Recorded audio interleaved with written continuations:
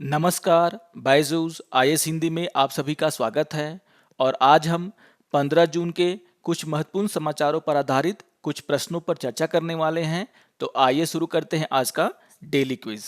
आइए सबसे पहले क्वेश्चन नंबर 1 पर चर्चा कर लेते हैं। और क्वेश्चन नंबर 1 है, तिलक स्वराज कोष निम्नलिखित में से किस आंदोलन को निधि देने के लिए शुरू किया गया था? और यहाँ पर आपको 4 ऑप्शन दिए हुए हैं। अगर हम बात करें तिलक स्वराज कोष की, तो इससे जुड़ा हुआ एक न्यूज़ द हिंदू समाचार पत्र में आया है और यहाँ पर 100 ईयर एगो में इसकी चर्चा की गई है। इस तिलक स्वराज फंड के बारे में यंग इंडिया में महात्मा गांधी के द्वारा एक आर्टिकल लिखा गया था, जिसके तहत देश के लोगों से तिलक स्वराज फंड में पैसे देने की अपील की गई थी, ताकि उस समय जो असहयोग आंदोलन चल रहा था उसे सुचारू रूप से चलाया जा सके। यानी कि ये जो तिलक स्वराज फंड है वो असहयोग आंदोलन से जुड़ा हुआ है, उसे सुचारू रूप से चलाने के लिए तिलक स्वराज कोष की स्थापना की गई थी, जिसमें भारत के लोगों के द्वारा चंदा या दान दिया जाता था। तो यहाँ पर क्वेश्चन नंबर 1 का आंसर होगा आपका ऑप्शन नंबर सी, यानी कि असहयोग आंदोलन। आइए देख लेते हैं क्वेश्चन नंबर 2 को। और क्वेश्चन नंबर 2 है, निम्नलिखित में से कौन से कथन सही हैं? और यहाँ पर 3 कथन दिया हुआ है और हमें बताना है कि इन 3 कथनों में से कौन सा सही है। आइए एक एक करके सारे कथनों को देख लेते हैं। यहाँ पर जो पहला कथन है वो कह रहा है कि राष्ट्रीय बाल अधिकार संरक्षण आयोग यानी कि एनसीपीसीआर एक संवैधानिक निकाय है। इससे पहले भी हम लोगों ने राष्ट्रीय बाल अधिकार संरक्षण आयोग के ऊपर क्वेश्चंस किए हैं, उसके बारे में बातें की हैं। और मैंने आपको पहले भी बताया है कि राष्ट्रीय बाल अधिकार संरक्षण आयोग संसद के एक अधिनियम बाल अधिकार संरक्षण आयोग अधिनियम 2005 के द्वारा स्थापित किया गया था। यानी कि ये एक स्टैट्यूटरी बॉडी है, यानी कि वैधानिक निकाय है। अगर हम बात करें संवैधानिक निकाय की, तो संवैधानिक निकाय वो निकाय होते हैं जिनकी चर्चा संविधान के किसी न किसी आर्टिकल में की जाती है, अनुच्छेद में की जाती है। लेकिन ये जो राष्ट्रीय बाल अधिकार संरक्षण आयोग है, इसकी चर्चा आपको संविधान के किसी आर्टिकल में नहीं मिलेगा। इसे संसद के द्वारा एक कानून को पास करके, अधिनियम को पास करके बनाया गया था। इसीलिए ये एक वैधानिक निकाय है, यानी कि स्टैट्यूटरी बॉडी है। इसके आधार पर जो पहला कथन है वो गलत हो जाता है, यह एक संवैधानिक निकाय नहीं है।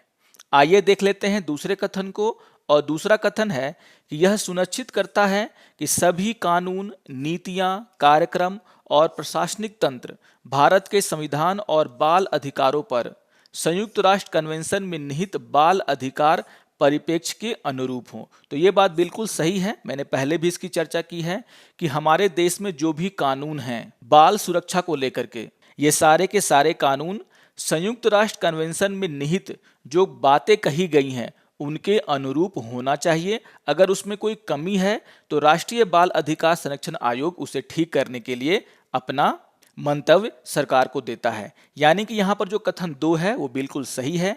आइए देख लेते हैं कथन 3 को। और कथन 3 है, इसके पास बाल अधिकारों के उल्लंघन के गंभीर मामलों का स्वतः संज्ञान लेने का अधिकार है। तो ये बात भी सही है। अगर देश में कहीं पर भी बाल अधिकारों को लेकर के गलत काम हो रहे हैं, अगर इन कानूनों का उल्लंघन हो रहा है और अगर इस काम का कोई रिपोर्टिंग नहीं हुआ है, फिर भी स्वतः संज्ञान लेते हुए राष्ट्रीय बाल अधिकार संरक्षण आयोग इस पर कार्रवाई कर सकता है। और अगर यहां पर बाल अधिकारों का उल्लंघन हुआ है तो वो कार्रवाई करने के लिए भी मांग कर सकता है। तो यहां पर जो तीसरा कथन है वो बिल्कुल सही है, यानी कि दूसरा और तीसरा कथन यहां पर सही हो जाता है। इसके आधार पर अगर हम सही ऑप्शन की बात करें तो क्वेश्चन नंबर 2 का आंसर होगा आपका ऑप्शन नंबर डी, 2 और 3, यानी कि सिर्फ 2 और 3 कथन सही हैं। यहां पर इससे जुड़ा हुआ एक न्यूज भी आया है और उसका शीर्षक है NCPCR wants portal on illegal adoption.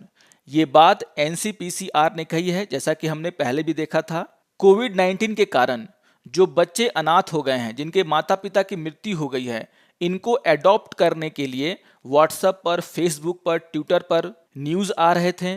और इसी को लेकर के यहाँ पर एनसीपीसीआर ने जो है व्हाट्सएप, फेसबुक, टेलीग्राम ट्विटर इन सभी को जो है, जो भी सोशल मीडिया प्लेटफॉर्म है, उन्हें ये सलाह दी है कि वो इस तरह के इलीगल पोस्ट को यहां पर जगह ना दें।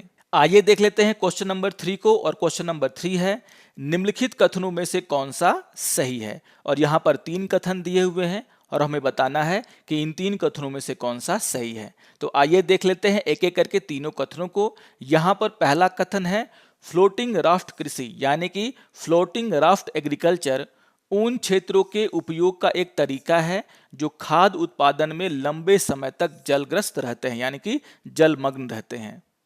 तो यहां पर बात हो रही है फ्लोटिंग राफ्ट एग्रीकल्चर की। इससे जुड़ा हुआ एक बहुत ही इंपॉर्टेंट न्यूज आज के द हिंदू समाचार पत्र में आया है, जहां पर ओणम फेस्टिवल में जो गेंदे के फूल का उपयोग होता है उसको लेकर के चर्चा की गई है और कहा गया है कि इन गेंदों का जो फूल है उसका खेती करने के लिए अब एक नई तकनीक का उपयोग किया जा रहा है, जिसे हम कहते हैं फ्लोटिंग राफ्ट फार्मिंग। और ये फ्लोटिंग राफ्ट फार्मिंग बहुत ही फेमस हो रहा है वेम्बाद बैक वाटर रीजन में। यानी कि यहां पर जो कथन 1 में कहा जा रहा है कि फ्लोटिंग राफ्ट एग्रीकल्चर उन क्षेत्रों के उपयोग का एक तरीका है जो खाद्य उत्पादन में लंबे समय तक जलग्रस्त रहते हैं, तो ये बात बिल्कुल सही है। आइए देख लेते हैं दूसरे कथन को। और दूसरा कथन है कि इस दृष्टिकोण के तहत बांस के ढांचे पर स्थापित तैरते हुए राफ्ट को खाद के रूप में कार्य करने वाली अपघटित जलकुंभी या सड़ी हुई वनस्पति के साथ कॉयर जियो टेक्सटाइल द्वारा एक साथ संगठित किया जाता है। तो यहाँ पर विधि की बात हो रही है कि किस विधि से जो है फ्लोटिंग राफ्ट एग्रीकल्चर किया जाता है। और अगर आप इस न्यूज़ को पढ़ेंगे तो यहाँ पर इसी का जिक्र किया गया है और यहाँ पर कहा गया है कि इन गेंदों के फूलों को उपजाने के लिए फ्लोटिंग राफ्ट बनाया जाता है जो कि बांस से बनते हैं। उन्हें जो है एक साथ बांध दिया जाता है और उसके लिए यूज होता है कोयर जियो टेक्सटाइल का। और यहाँ पर खाद के रूप में कार्य करने वाली अपघटित जलकुंभी या सड़ी हुई वनस्पति के साथ इन सभी को संगठित कर दिया जाता है। यानी कि यहाँ पर जो दूसरा कथन है जो ये बता रहा है कि ये फ्लोटिंग राफ्ट एग्रीकल्चर किस तरीके से होता है, ये बिल्कुल सही है। आइए देख लेते हैं तीसरे कथन को। और तीसरा कथन है, फ्लोटिंग राफ्ट कृषि को जलवायु परिवर्तन की पृष्ठभूमि में अनुकूलन क्षमता और लचीलेपन में सुधार के उपाय के रूप में अपनाया गया है। तो ये बात भी बिल्कुल सही है। ये जो फ्लोटिंग राफ्ट एग्रीकल्चर है इसमें प्रदूषण की कोई संभावना नहीं है, कोई केमिकल का यूज नहीं होता है और इसीलिए इस कृषि से जलवायु परिवर्तन से निपटने में भी बहुत सहायता मिल सकती है। और इसी का जिक्र जो है कथन 3 में किया गया है। तो यहाँ पर कथन 3 है वो बिल्कुल सही है। यानी कि यहाँ पर जो दिए गए तीनों के तीनों कथन जो कि फ्लोटिंग राफ्ट एग्रीकल्चर से जुड़े हुए हैं, ये तीनों के तीनों कथन सही हैं। और इसके आधार पर क्वेश्चन नंबर 3 का आंसर हो जाएगा आपका ऑप्शन नंबर डी, यानी कि तीनों के तीनों कथन सही हैं। आइए अब क्वेश्चन नंबर 4 पर चर्चा कर लेते हैं। और क्वेश्चन नंबर 4 है, कर्मण रेखा का सबसे अच्छा वर्णन क्या है। तो यहाँ पर बात हो रही है कर्मण रेखा की। और अगर हम बात करें तो इससे रिलेटेड एक न्यूज़ आज के द इंडियन एक्सप्रेस में आया है, इसे भी आप लोग ध्यान में रखेंगे। और यहाँ पर इस न्यूज़ का शीर्षक है, what is new shepherd the rocket system built by blue origin. तो यहाँ पर बात हो रही है स्पेस टूरिज्म की और इसको करने के लिए एक नया रॉकेट बनाया गया है जिसका नाम है न्यू सेफर्ड। और आप सभी जानते हैं इस रॉकेट का नाम अमेरिकन एस्ट्रोनॉट एलन सेफर्ड के नाम पर रखा गया है, जो कि अमेरिका के तरफ से स्पेस में जाने वाले पहले व्यक्ति थे। और यहाँ पर जिक्र हो रहा है कर्मन लाइन का। तो जो कर्मन लाइन है वो वायुमंडल और बाहरी अंतरिक्ष के बीच की सीमा को परिभाषित करता है और इसी लाइन तक जो है ले जाकर के जो टूरिस्ट होंगे उनको जो है स्पेस में भ्रमण कराया जाएगा। तो यहाँ पर हम बात करते हैं कर्मन रेखा की, यानी कि कर्मन रेखा वो लाइन है जो कि पृथ्वी के वायुमंडल और बाहरी अंतरिक्ष के बीच की सीमा को परिभाषित करता है। और इसके आधार पर जो ऑप्शन नंबर बी है वो कर्मन रेखा को सबसे अच्छी तरीके से वर्णन कर रहा है, यानी कि क्वेश्चन नंबर 4 का आंसर होगा आपका ऑप्शन नंबर बी। आइए अब एक प्रीवियस ईयर के क्वेश्चन पर चर्चा कर लेते हैं। और क्वेश्चन है, निजता का अधिकार जीवन और व्यक्तिगत स्वतंत्रता के अधिकार के आंतरिक भाग के रूप में संरक्षित किया गया है। भारत के संविधान में निम्नलिखित में से कौन सा सही और उचित रूप से उपरोक्त कथन का अर्थ है? यानी कि संविधान के किस अनुच्छेद में इसकी चर्चा की गई है? तो यहाँ पर बात हो रही है निजता के अधिकार की, जिसे जीवन और व्यक्तिगत स्वतंत्रता के अधिकार के अंतर्गत रखा गया है। अगर हम बात करें जीवन और व्यक्तिगत स्वतंत्रता के अधिकार को, तो इसको जो है अनुच्छेद 21 में परिभाषित किया गया है और अनुच्छेद 21 हमारे संविधान के भाग 3 में रखा गया है। यानी कि भाग 3 में हम बात करते हैं फंडामेंटल राइट की, और हमारे जो फंडामेंटल राइट हैं उसमें जो आर्टिकल 21 है वहां पर जीवन और व्यक्तिगत स्वतंत्रता के अधिकार के अंदर निजता के अधिकार को डिफाइन किया गया है। और इसके आधार पर जो क्वेश्चन नंबर 5 है उसका आंसर होगा आपका ऑप्शन नंबर सी, यानी कि अनुच्छेद 21 और भाग 3। आइए अब आज के तथ्य के ऊपर चर्चा कर लेते हैं, और आज हम चर्चा करेंगे फोर्टिफाइड राइस ब्रेन ऑयल के बारे में।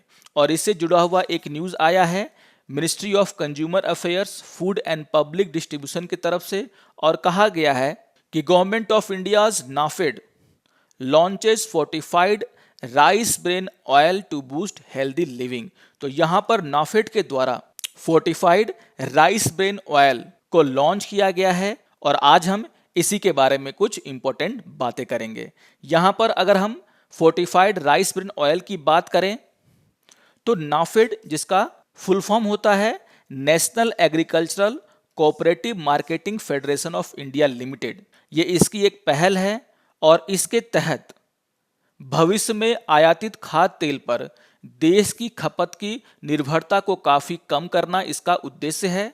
और यहाँ पर कहा गया है कि ये जो फोर्टिफाइड राइस ब्रेन ऑयल है वह भारतीय खाद्य तेल निर्माताओं के लिए भी एक अच्छा अवसर प्रदान करेगा, और इसके कारण प्रधानमंत्री की आत्मनिर्भर भारत पहल को गति मिलेगा। और इस राइस ब्रेन ऑयल की मार्केटिंग नाफेड के द्वारा की जाएगी।